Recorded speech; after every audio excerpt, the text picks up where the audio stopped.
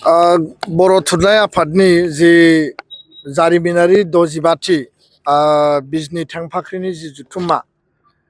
दिनै थामथि सान बा जोबथा साननि हाबाफारि खिन्थु मैया मोनाबिलियाव प्राय हरनि 1टा बाजियाव जि जोबथा थान्दै मेल दङमोन बे जथुम्मानि आरो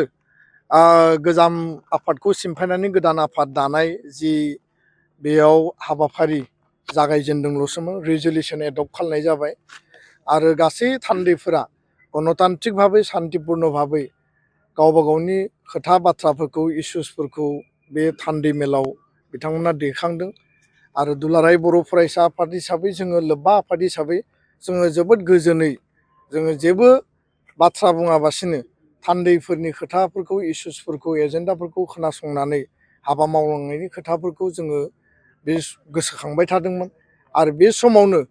जेला गोजाम आफादखौ सिमफायनानै गोदान आफाद दानायनि हाबाफारिया जागायो आरो बिबान सायख'लायनायनि हाबाफारियाबो प्राय मोनसे पर्यायाव जोबहां थासारिसिम सहैबायमोन नाथाय बे समावनो अन्याय भाबै आरो मोनसे हिंसानि परिबेस परिस्थिति लानानै गोबां बेबायदि जायफोरनि गोदोनायाव कुनु डेलिगेट बेस गैया कुनु अबजार्भार्सनि बेस गैया कुनु आरसिनि बेस गैया जर जुलुमै माने बोलो बाहायनानै बे डेलिगेट हाउसखौ घेराव खालामनानै दाइसआव थानाय जेराव बर' थुनलाइ आफादनि माने बारग' आफादगिरि बा बे थान्दै मेलनि केयारटेकार आफादगिरि डक्टर सुरत नार्जारि सारा मासि लानानै आफादखौ सामलायबाय थादोंमोन आरो आफाद सामलायनानै बिबान सायख'नायनि हाबाफारिखौ मावबाय थादोंमोन आरो बे समावनो दाइसआव गोबां गेदेमा सुबुंफोर दङमोन दैदेनगिरिफोर दङमोन जर जुलुमै मोननै माइक्र'फनखौ बोखांनानै लानानै थाङो आरो सिङाव प्राय 100-150 जनसो माने फेग्लुंनाय बे माखासे सन्देहजनक व्यक्तिफ्रा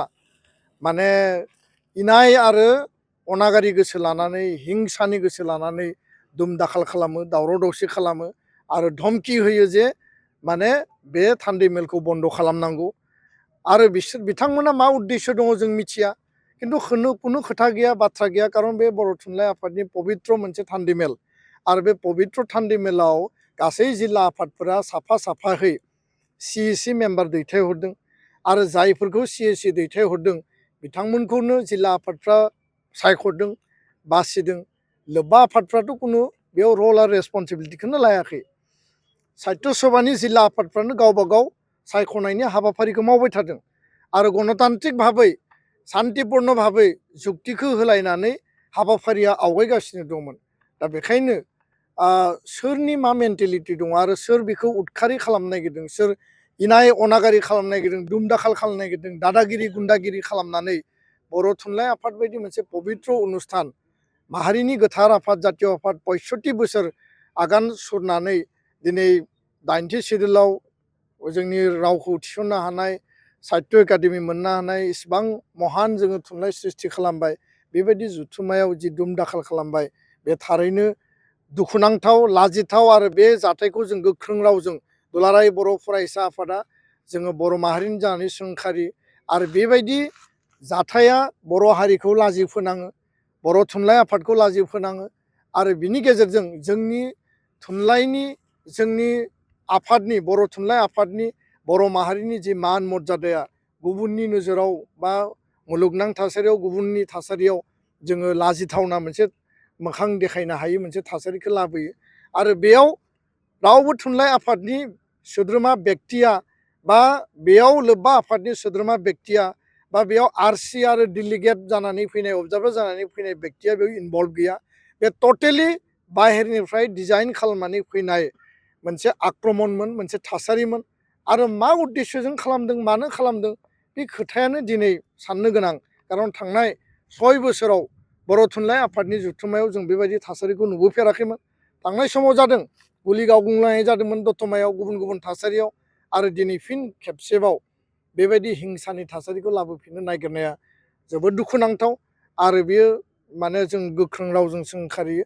जोङो बर' थुनलाइ आफादखौ खौसेयै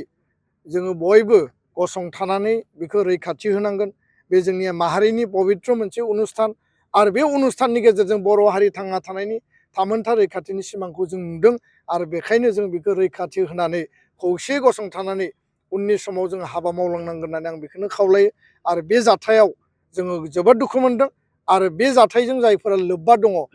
माने बेयाव गोबाङानो बुंदों जे बे व्यक्तिफ्रा जायफोरा बेयाव मोखां खाथेनानै हाबफैदों दुम दाखाल खालामफैदों माइक्र'फन सेख'नानै लानानै थांदों आरो बाहेरायाव माने बुलाय सुलाय खालामहैदों दाबि धमखि होदों 100-150 जन हाबनानै बे गोबां व्यक्तिखौनो बे थान्दै मेलाव थानाय थान्दैफोरा सिनायो होननानै बुंदों आरो सोर खालामदों मानो खालामदों बबेनिफ्राय खालामफैदों बेखौ रावबो मिथियै गैया बेखौ बुंलायनांगौनि खोथा गैया दा बियो माहारिनि थाखाय मोनसे लाजिथाव थासारि जाबाय आरो बे थासारिफोरखौ हारिया माने जोङो